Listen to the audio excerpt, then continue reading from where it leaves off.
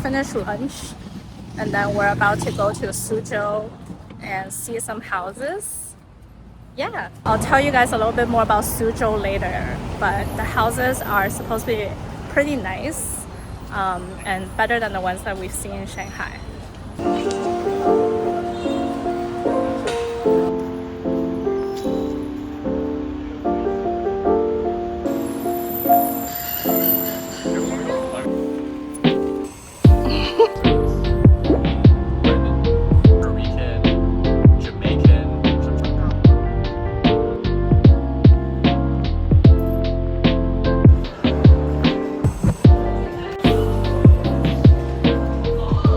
Yeah, I just want to tell you guys a little bit more about Suzhou, which is very underrated because outside of China, not a lot of people know about it, but it's actually much wealthier and more vibrant from an economic perspective than maybe even Shanghai is.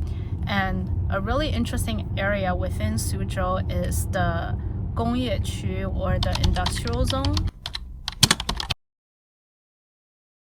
You would imagine it to just be a bunch of factories and maybe office buildings, but actually it's the most expensive residential area. So how the zone started was back in the 1990s. The Chinese government was really trying to develop itself economically and therefore needed a lot of expertise. So they invited the Singaporean government to come and they picked Suzhou to be the region that they're going to invest in. So they allocated a piece of land that's a joint entity between the Suzhou government and the Singaporean government to develop this land called the industrial zone. And even the urban planning and everything like that is done with the Singaporean government. It became kind of like a case study for how economic zones should work and for 城市规划, which is urban planning.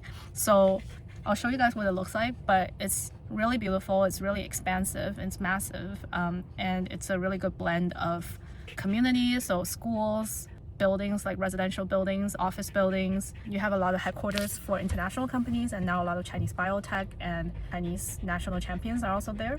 So yeah, we're gonna go see some houses there, and it's considered the most expensive, one of the most expensive regions within Suzhou. 这个是啥呀？这鳞甲呀。鳞甲，怎么吃啊？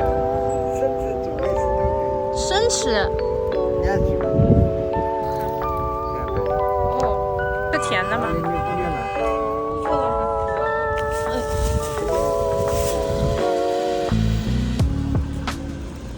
I got this bag of fruit from the fruit stand. It's called 鳞甲. It's native to Suzhou and it's grown in the lake. Suzhou is surrounded by lakes, so a lot of the vegetables and the produce they eat here is lake produce. Yeah, so it's very similar to like a lotus root. We are gonna go check out this one and the more expensive one later on. 那边的话基本上要8000到1万之间。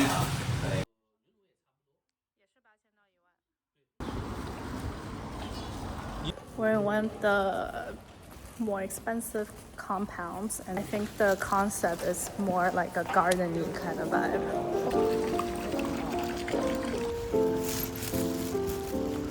This is their member club.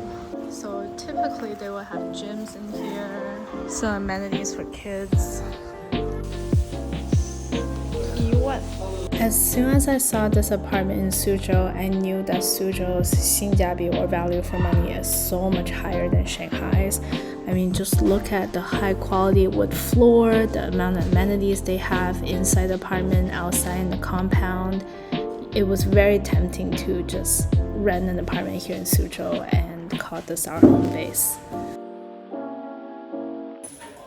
This is a 4-bed, 2-bath for 10,000 RMB. Yeah, you can tell it's much bigger than the apartments in Shanghai, and it comes with very good amenities. 这个之前是4.3、4.5万。这简直夭折！中国房子现在都50%。这是房子是没有流动性的，应该买的。市场不好的时候。Basically, Liam was asking about the property market here, and they were saying that some of these apartments used to go for 10 million. Now it's about like 5 million in this compound. Yeah. is their membership and their gym. 这个要额外收费吗? How you can tell quality of an apartment is by looking at the garage. First, you're looking at how they built the garage and whether or not they maintained it well. And then you're also looking at the cars in the garage to see if they have nice cars. This is a really, really nice garage. It's maintained very well.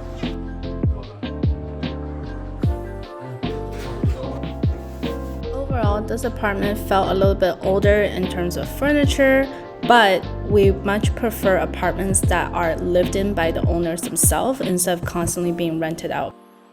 Little cute Chinese kids talks about how she wants to manage her pocket money. She got to write 10 proverbs, and every day she can only watch at most 20 minutes of television, and she needs to sleep at 9:30. And then if she does all of these things, she can get 50 RMB. I think this is a pledge that she wrote with her parents, and then her parents had to sign it, and it's like a promise. It's a very typical Chinese thing to do. Asked her for the parents to live at. I think the showstopper or why it's expensive is this. So you got the floor to ceiling windows. Yeah, you get to see this. That's the apartment that we just came out of. It has a really nice lake right beside it. Gotta cross the road to see this one. This one's more expensive than the last one, and it's large apartments only. So only 4 beds, and the average price is around 20,000. And that one that we saw, average price is around 10,000. 贵吗这一套？这个新的？哪一个？这个新的楼盘。这个？现在基本上要1200万吧。哦，那比这个贵吗？啊，云炉。差不多。哦。号码已经不用摇了。这个当时还在卖吗？这个还在卖。Look at this. They even have a butler on the street.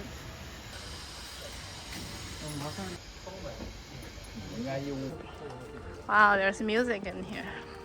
我们现在这个位置。这真的是给小朋友看电影吗？ Yeah, so I feel like this compound is a good definition of what Chinese people perceive luxury to be. Like, contrary to what might be believed, Chinese people actually don't like to live in high rises because you feel like you're like sharing the space with a lot of people. So instead, they love to live in these like more, like 5-6 story buildings with like very big planned green space underneath the compound to give them that feeling of space and like feeling like you can breathe. And the other thing that we saw was just they love to look at the membership club. Like every luxury compound will have a membership club, and then inside it will be like a swimming pool, sometimes a basketball court, and a lot of like amenities for kids. And that's how you know that the compound is a luxury compound. So when people look to buy houses, they always ask to see the membership or amenities club. And then, like, for example, they have like a outdoor movie place for kids.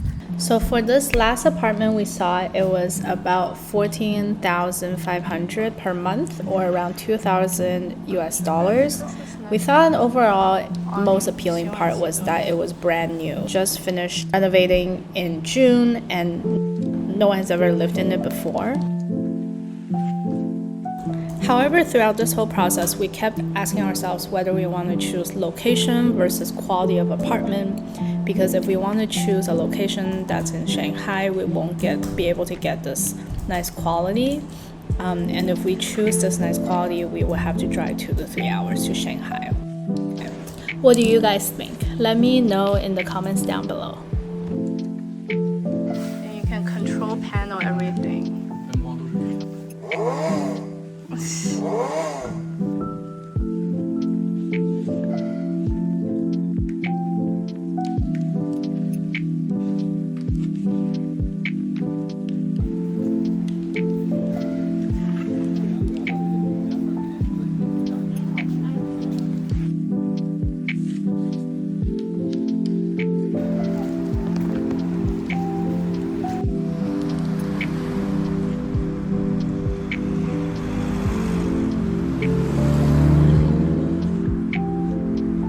We're in the university area of Suzhou, and there's a night market here, and we're trying to figure out why everyone's waiting here.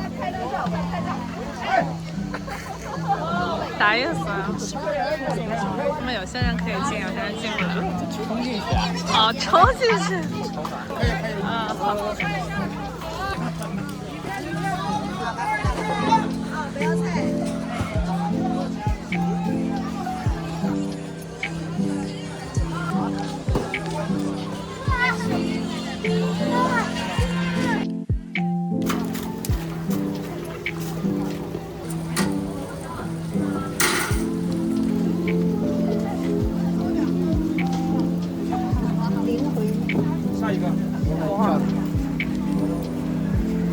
All the unlimited toppings.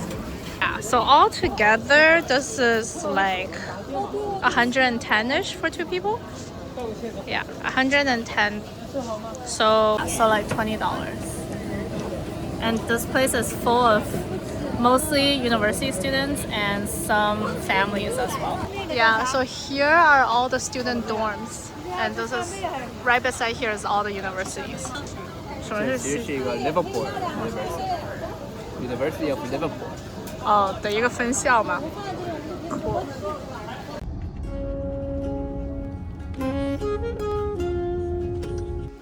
That's unbelievable, unthinkable to happen.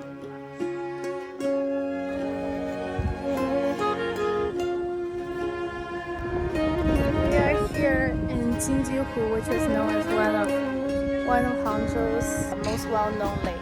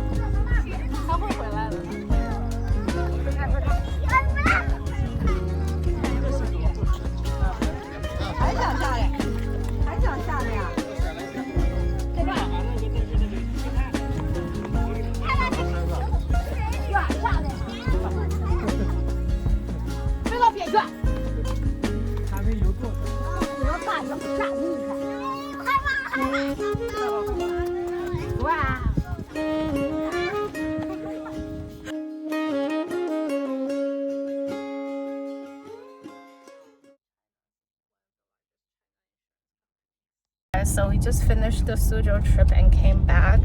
It's about 10 o'clock at night. Overall, I think going to Suzhou has been really interesting and just understanding it more.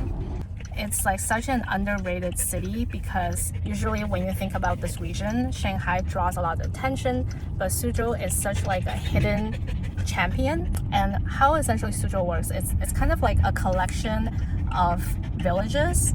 And back in the day, before China ever developed, it was a collection of fishing villages. And it has a really long history going back thousands of years, and it has developed a very distinct culture. And for example, all these different villages have their own dialects that can sound very different from each other and have very distinct cuisine that's different from Shanghai. And Suzhou's history is actually much longer than Shanghai's as well. Shanghai essentially developed during the period in the Qing dynasty when China became colonialized by European powers and they needed a trading port that's right beside the river. So they essentially set up a city here. It's called like Pearl of the Orient. But before that, a lot of the people lived in Suzhou in these fishing villages. After China economically developed though, however, Suzhou essentially made the move from being primarily agriculture based to a manufacturing hub. A lot of these villages now everyone became entrepreneurs and they house a lot of factory owners now.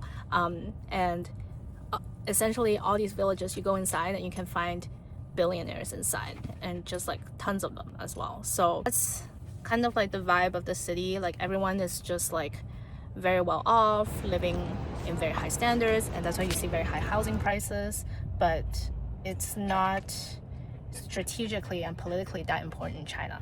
So therefore, they don't get as much buzz and recognition. They don't even have an airport. They don't host, things like the Asian Olympic Games and things like that, but they're very mercantile. and it's a really high quality of living to live there. The housing prices, I would say, is about 50% cheaper than Shanghai. So like the 4-bedroom and 3-bedrooms we looked at is around 10,000 RMB, which is around $1,500. The thing is, like in Shanghai, you can't even find those type of apartments. Yeah, it's not a matter of price in Shanghai. Like even if you want to find something of that quality and that much square footage and in center of the city, like those houses like simply don't exist. And if they do, it's like $40,000 plus, like a Taihu. So yeah, in that respect, Suzhou is like 75% cheaper than Shanghai, but even then it's quite expensive. And the other really interesting thing, the last thing, is Suzhou's real estate has also seen a reckoning. So some of the houses we saw, the highest peak, they were at like $10-12 million. Now they've dropped to about $3-4 million, right? So that's also like a 70% drop off. So yeah, if you think about people's wealth in China, and so much of their wealth is tied to housing, because when housing prices are going up, people feel the sense of FOMO and they're scared to be left behind. And housing has huge implications in terms of your education, your access to education, because your access to good public schools is very tied to your land ownership. And depending on where you buy a house, you can only go to the school in that district. In addition, it's also very tied to your social standing. So if you want to get married, it's kind of a negotiation process where like the two sides of the parents come together, and it's like an unspoken expectation that the guy has to provide a lot of the financial safety net for the couple. So it's expected that the guy's family will kind of like already have some assets like a house or a car, and if they're not able to afford it, then the couple kind of comes up with a plan to afford a house. So whenever housing prices are going up, people have this like really strong herd mentality to keep buying houses. So at one point, Suzhou's house was like the most high tier one was 12 million. Now it's like 3-4 million, which is like crazy if you think about like how much loan you're taking on, and now the house is like worth 70% less. Yeah, but overall, Suzhou is economically very strong, very entrepreneurial, very high quality of living in China. It has its own very distinct culture that is very, it's called like Jiangnan. It's actually very similar to like a Japanese style, where it's a lot about perfection over tiny little details. So if you look at like their cuisine, it's very, very delicate and intricate. If you look at their gardens, like the Suzhou garden is very famous. It's also really beautiful because they specifically carve the rocks and develop the landscape in a certain way. Yeah, so I would say the Suzhou culture has great attention to detail and a really strong emphasis on craftsmanship. Yeah, I would recommend people to make a short day trip to go see, because it's only like a 2-hour drive away from Shanghai, and about like a 30-minute train ride. Essentially, it's kind of just like San Jose to San Francisco, but like imagine San Jose to be like LA, like another powerhouse in its own right. Yeah, that's all. We're driving back, so next week we're probably gonna go to Guangzhou, and yeah, we'll take you guys with us. Bye, see you. Bye, Play-Doh. You ready to go home? We're gonna go home now. Okay, say bye.